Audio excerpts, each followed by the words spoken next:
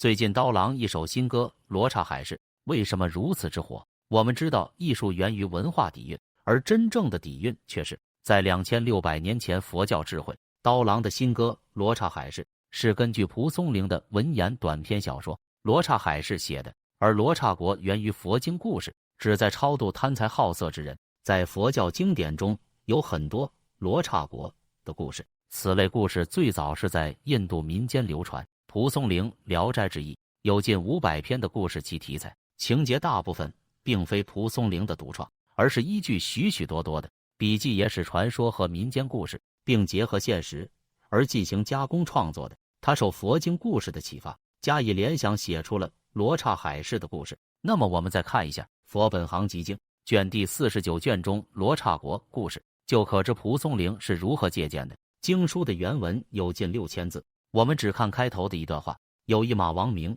几乎形貌端正，身体白净，于彼世间阎浮提国有500商人，欲入大海求觅珍宝，至其海内，忽至恶风，吹其船舫至罗刹国。其国多有罗刹之女，共比商人5欲自语，以共商人生男生女，方使将彼诸商人辈置一铁城，既安之矣，变化本形。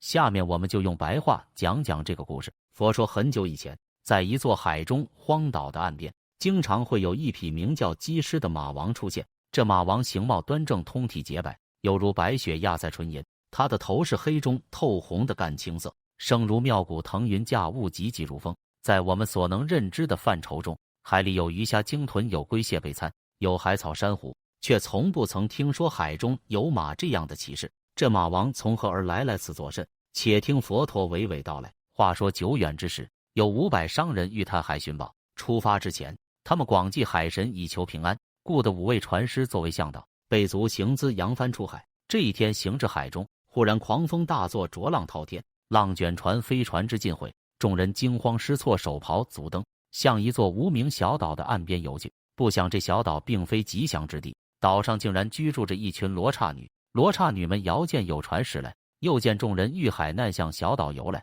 便蜂涌到岸边，救起了那500商人。罗刹女救人本当赞叹，可是他们并无如此好心。罗刹女把商人们关进了一座铁城之中，而后化作妖娆无比、妩媚多姿的美貌女子。他们来到商人中间，尽施妖术，引诱众商人与他们结合。商人们惊恐万分，拥挤一处，有的人甚至开始低声哭泣，胆子大一些的强作镇定，好言相劝，相互安慰着。罗刹女们当然不会就此罢手，他们见商人恐惧，便又心生一计。他们把商人们又押解到另一座城中，这座城位于岛上宽阔平坦之处，此处树荫浓密，白果满枝，池水清澈，花香鸟语，城墙四壁洁白，如同冰雪一般晶莹剔透，令人心旷神怡。进城之后，罗刹女命令商人们脱去破旧的衣服，令他们进入香汤池中沐浴，还不时有雅乐入耳。商人们如同深入温柔之乡。开始的时候，商人们因为恐惧，还是不情不愿，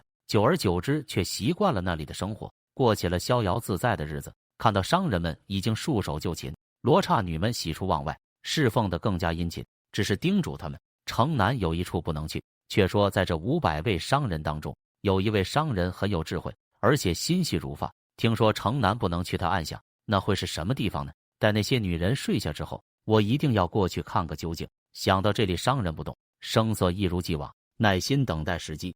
那一晚，商人佯装睡去，等他听到众人熟睡的鼾声后，他便悄悄爬了起来。商人找来一把刀，偷偷溜出城门，一路向南而去。商人沿着山间小路摸黑向前走，越走草木越少，不觉浑身发冷。这时他听到有人嚎叫的声音，如同地狱传来的声音一般凄厉，听来令人毛骨悚然。商人吓得停下了脚步，大口喘着粗气。过了好一会儿，商人感觉自己的心跳平复了一些，便又继续向着走。走着，商人来到了一座铁城之下，却找不到城门。当他绕到城墙北面的时候，发现城边有一棵大树，树高超过了城墙。商人便爬上了大树，向墙内望去。商人向城内一看，吓得他魂飞魄散。原来城里关着很多人，有的人已经死去了，肉体已被啃食过半；有的人虽然还没有死去，却有半身被肢解；有的人饥渴逼迫，痛苦无比；有的人骨瘦如柴，眼窝深陷，眼珠犹如鬼魅。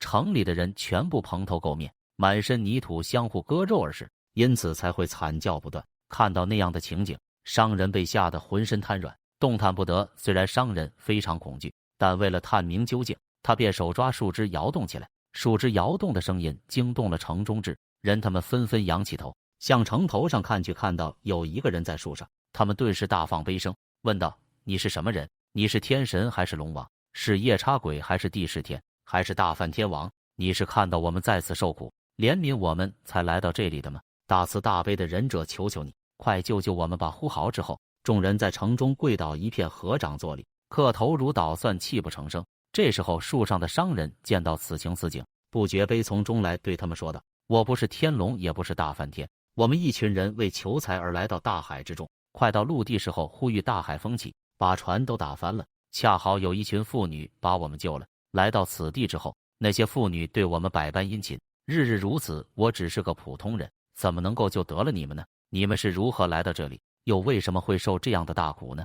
城里的人回答说：“善人呢，我们和你们一样，原本也是来海中寻宝的，也是遇大风破船，被妇人所救，才得以保全性命。可是谁想到，那些妇人实际是罗刹女所化，和我们欢愉数日后，就把我们关到了这里。我们这些人当中，已经有一半人被他们吃掉了，现在只剩下我们了当。初我们刚来的时候，罗刹女们对我们也是百般示好，并和我们生了孩子。那些罗刹女的声音听起来婉转妩媚，但她们却是食人恶魔，连自己生下的孩子也都被他们吃掉了。可见他们实在是毫无爱心可言。你们可千万不要上当啊！”听到城里人的话，商人更加感到恐惧。他又问城里的人：“你们可知道有什么办法可以逃离此地吗？”城里的人说：“办法倒是有一个。”商人急忙问道：“是什么办法？快快告诉我吧。”城里的人说：“每年4月月圆之夜，有一位叫做鸡师，通身洁白的马王就会出现。这马王身如白银，头色干黑，行走如风，声如妙鼓。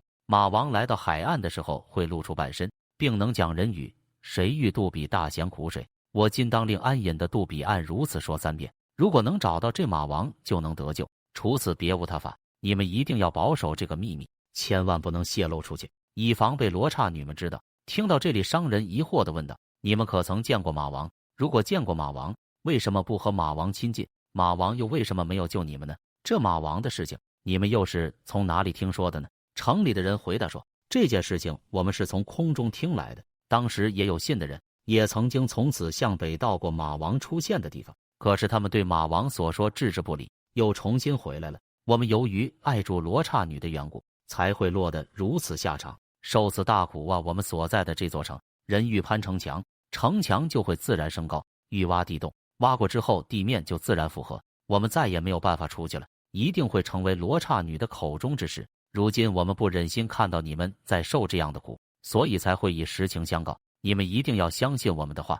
万万不要任意放逸。如果你们有机会生孩故里，请你们一定要去往我们的家乡，向我们的家乡父老报个信，就说我们已经葬身此地，永无相见之时了。你们回去以后还要告诉有缘人，千万不要因为贪财而来寻宝，这大海之中实在是万分恐怖啊！从此以后，一定要与家人团聚一处，本本分分的过日子，莫要弄得骨肉分离啊！说完话，城里的人伏在地上哭作一团，树上的商人也是泪如雨下，那哭声极其悲惨，闻所未闻。哭过之后，商人从树上爬了下来，悄悄回到住处，假装无事睡去。第二天早上醒来后的商人心想：我应当如何对同伴们说明这些事情呢？如果事情泄露，罗刹女一定会把我们赶到那大铁城里，我还是先不要提这件事，单等阳春4月到来再说吧。日子一天天过去了，商人苦熬苦等。4月15日终于临近，商人偷偷地把他所知道的消息告诉了同伴，并告诫大家不要贪恋女色和钱财。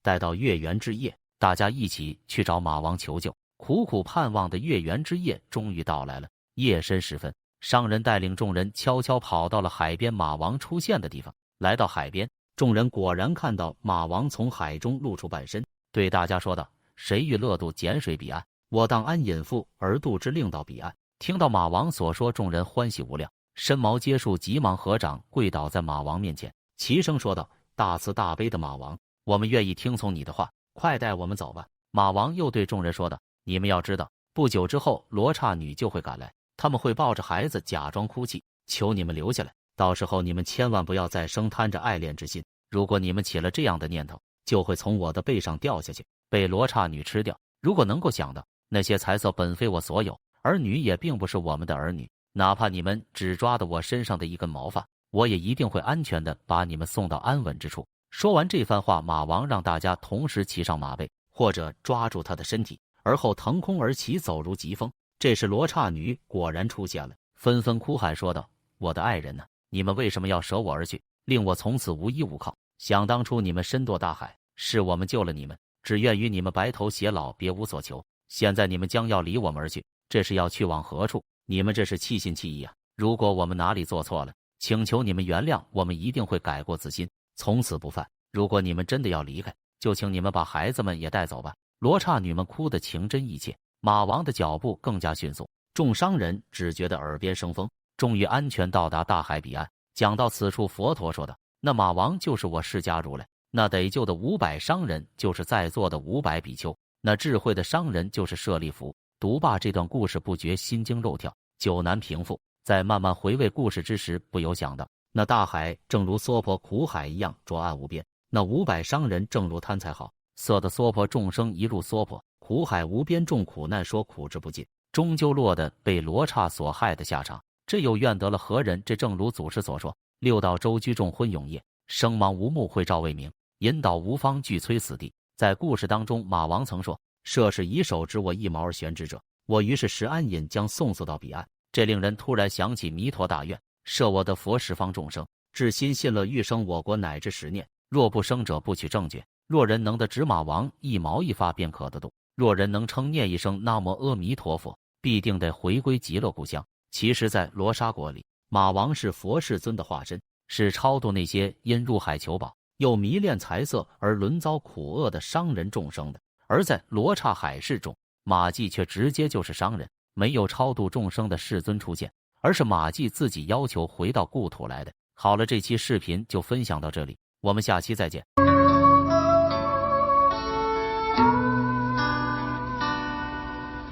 南无本师释迦牟尼佛，南无本师释迦牟尼佛，南